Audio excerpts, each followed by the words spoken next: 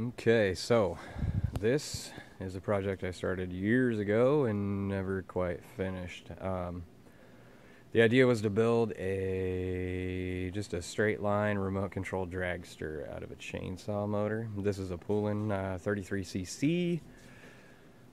As you can see, it doesn't really look like a chainsaw anymore. Everything on this had to be fabricated.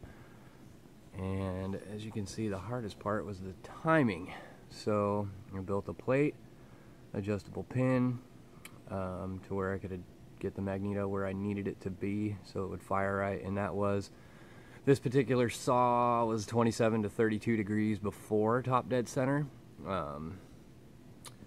So with a little bit of math, I figured out the diameter of the flywheel, divided that, or times that by pi, obviously, which gave me the circumference. Did a little bit of math on the circumference and divided that by 360, which gave me, I can't remember the number right offhand. Anyhow, it gives you a measurement from top dead center to whatever degree you're trying to get to. Now, I didn't use a degree wheel because I didn't think I needed it, and I didn't need it. The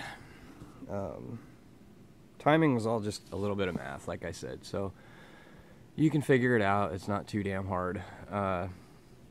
So that being said, I just built a little temporary mount for the motor and the magneto. The pipe was a little bit of redneck ingenuity, I guess you could say. It was a T-ball bat at one time, and then the top end of it was a Febreze bottle, believe it or not.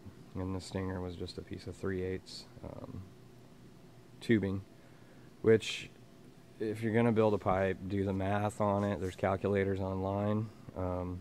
So this was as close as I could get without actually fabricating a pipe. I wanted to see how it was going to work before I went and took the time to fabricate a pipe for it and the size.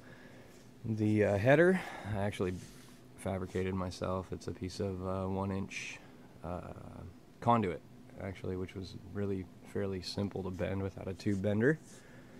And yeah, that's pretty straightforward, nothing to know.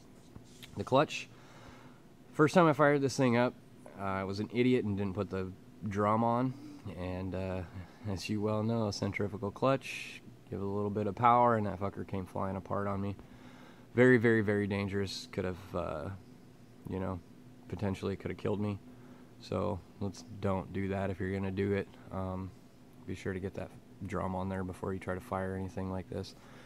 Fuel tank, simple piece of box aluminum, just some fittings, pretty simple, not a big deal. The carburetor, that's all I did, was I just put a piece of plate on it with a kill switch and mounted my primer button on it. Right now the throttle linkage, and this is just temporary to fire. It's just, I built a little simple ball joint, not a big deal. Put a piece of steel rod on it so I can bingo bango, keep my hands out of the way kind of thing. It's just C-clamp to the table, not a big deal. My starter, cordless drill, and I just, you know, took a piece of aluminum tubing and put a collar on it and welded it all together and built that little fantastic thing right there that allows me to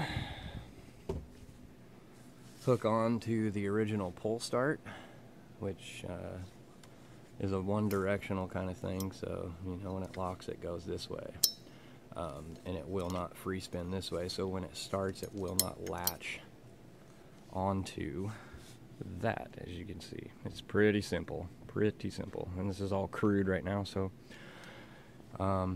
yeah, just put a little bit of steel braiding on that coil wire to keep it from getting too dang hot, and plumbed it up.